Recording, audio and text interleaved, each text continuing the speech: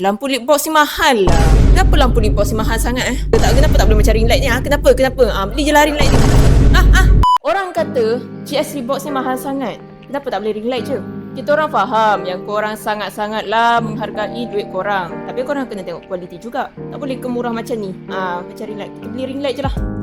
Tapi masalahnya kan ring light ni kalau korang pakai nampak glare tau. Nampaklah bulat kat sini.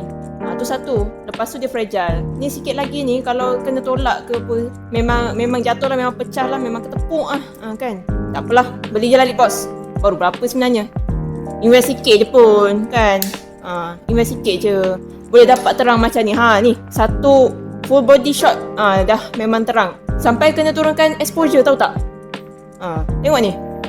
So korang pun dah nampak kan beza antara ring light dan juga lit box kan. Ring light macam mana dan lit box macam mana. So korang boleh nilai sendiri. And then korang boleh nampak lah kualiti dia macam mana. Okay? So kalau korang nak dapatkan GS lit box, korang boleh check dekat bag kuning sekarang. GS Studio, now you know.